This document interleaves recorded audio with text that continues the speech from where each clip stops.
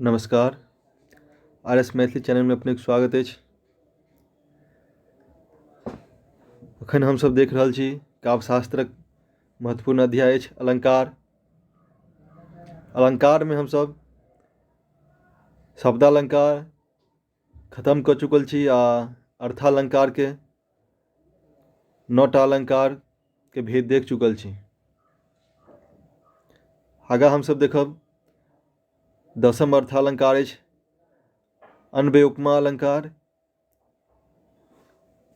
एहिके बाद 11म देखब अतिशयोक्ति अलंकार। एहि दुनू अलंकारक भेद, लक्षण, परिभाषा आ उदाहरण सब पर चर्चा करब।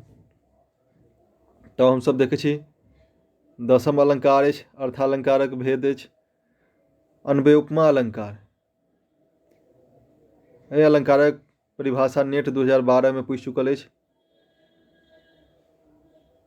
जतऽ उपमेय उपमान बनि जाइत अछि से अन्वय उपमा अलंकार होइत अछि। उपमेय जे अछि उपमान बनि जाइत अछि। अन्वय शब्दक अर्थ होइत अछि जकर संबंध ककरो आन संग नहि होइत अछि, माने जे उपमेय रहत या उपमान बनि जायत, माने हुनका समान कोई और दोसर नहि अछि। ताहि प्रकारक लक्षण रहत पद में तऽ बुझि जाय ओ अन्वय उपमा अलंकारक पद अछि।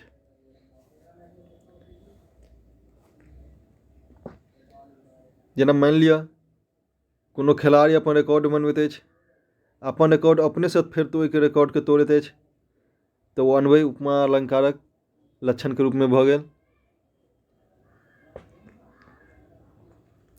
उदाहरण भऽ गेल, पहिल उदाहरण अछि, फिर आगाँ तोहर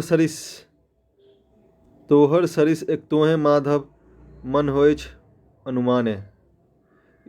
इहो पद देखियौ 2016 में नेट परीक्षा में पूछि चुकल अछि जे तोहर सरिस तोहे माधव मन होइछ अनुमाने, जे हमरा अनुमान भऽ रहल अछि जे माधव अहाँ सन अहाँ अपने छी, अहाँ संग और कोई नहीं अछि, जे अहाँ के तुलना ककरो आन से नहीं कयल जा सकैत अछि, अहाँ अपना संग अपने छी।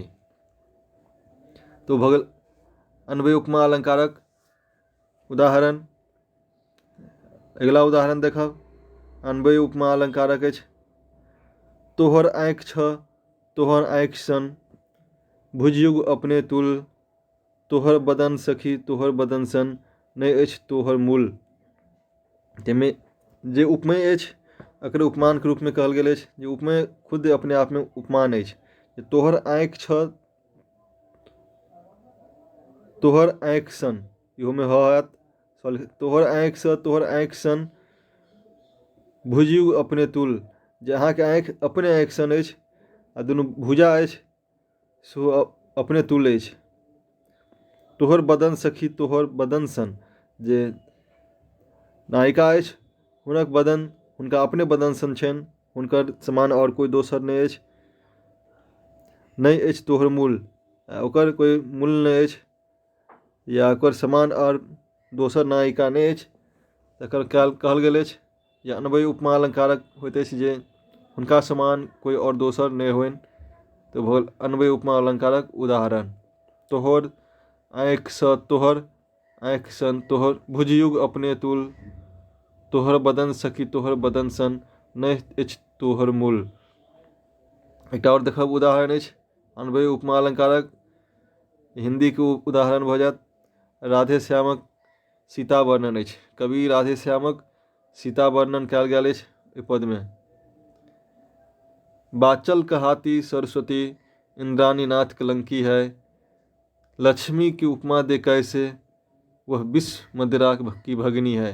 कहल गेल वाचक कहाती सरस्वती, जे सीता के उपमा कहने छथि जे हम अहाँ के कनिका सन वर्णन करब, यदि सरस्वती से करू तुलना तो जिनका ज्ञान रहै छनि सरस्वती रहै छनि तो वाचक होइत अछि, बेसी बजैत अछि। इंद्रानी नाथ कलंकी अछि, वो तऽ कलंकी के रूप में कहल गेल अछि। फिर लक्ष्मी के उपमा दे कैसे, जे लक्ष्मी के उपमा हम कोना दू, जिनका पास लक्ष्मी रहै छै, धन रहै छै, तऽ ओ की भऽ जाइत अछि, विष मदिराके भगिनी, माने ओ विष पान करऽ लगैत अछि, मदिरासँ पीबऽ लगैत अछि। तो लक्ष्मीके उपमा से नहीं देने छथि। आधुनिक नारी पे कह के जूठी कर दी सब उपमाएँ। और जते वो नारी पर कहने, जते जिनका जिनका से तुलना केने अछि, तो हुनका से उपमा कऽ के, तुलना कऽ के उपमा के झूठा कऽ देने अछि कि चर्चा के लिए सीता जगदम्बा को किसके समान हम बतलाए। एहिमे कहने छै जे सीता से जगदम्बा के, सीता के कि उनको समान हम नहीं बतला सकै छी, हुनकर उपमा कोई और नहीं अछि, वो अपने सन अपने अछि। यदि सरस्वती से करबै तो वाचक होइत अछि, इंद्राणी से करबै तो कलंकनी अछि, लक्ष्मी से करै छी तो विष मदिरा के भगिनी अछि। तैं सीता वो अपना सन वो अपने छथि। तो भऽ गेल अन्वय उपमा अलंकारक उदाहरण। एके आगा हमसब देखो अतिशयोक्ति अलंकार, वो नेट 2016 में पूछ चुकल अछि।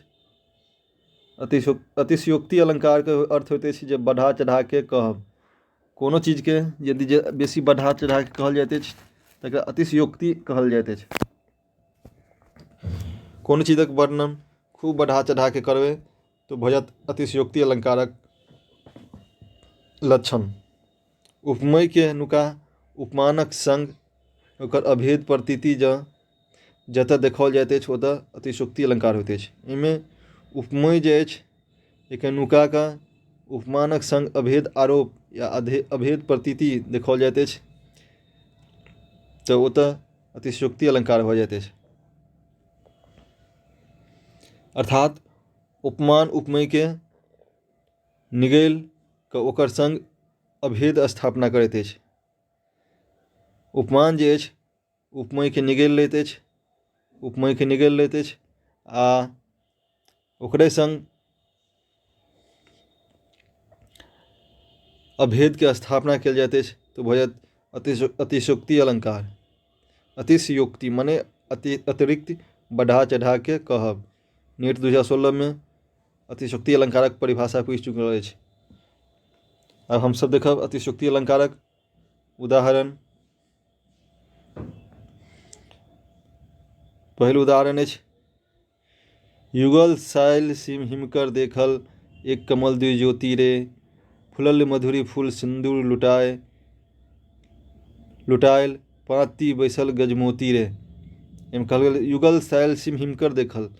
युगल माने जोड़ा, साइल सिम हिमकर अछि देखल। साइल सिम नायिकाक वक्षस्थल अछि दूटा जे हिमकर हिमालय के समान अछि। एक कमल द्वि ज्योति रे, एक कमल से तात्पर्य भऽ गेल जे हुनक नायिकाक चेहरा जे अछि कमल समान अछि, एहिमे दूटा ज्योति समान ज्योति अछि तऽ ओ नेत्र से कहल गेल अछि एकर। फुलल मधुरी फूल सिंदूर लुटाए, फुलल मधुरी फूल जेना मधुरी फूल फुलायल रहैत अछि आ सिंदूर लुटा रहल अछि, ताहिके आरोपमे कयल गेल अछि नायिकाक ओठ जे अछि एहन लाल अछि जे लागि रहल जेना कि सिंदूरके लुटा रहल अछि।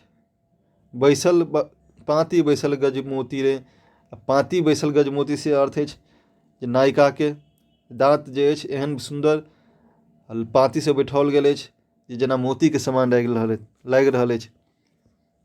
ताहिमे नायिकाके अतिशयोक्ति माने अतिरिक्त बढ़ा चढ़ा के वर्णन कयल गेल अछि तो भऽ गेल अतिशयोक्ति अलंकारक उदाहरण।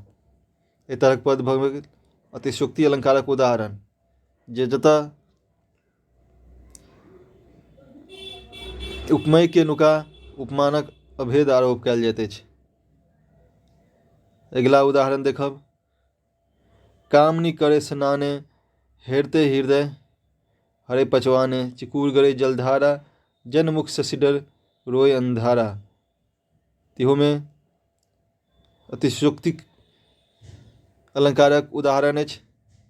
इहोमे नायिकाक वर्णन अतिरिक्त बढ़ा चढ़ा के कयल गेल अछि जे कामनी करे स्नाने, नायिका के स्नान घड़ीक वर्णन अछि सदा स्नातक।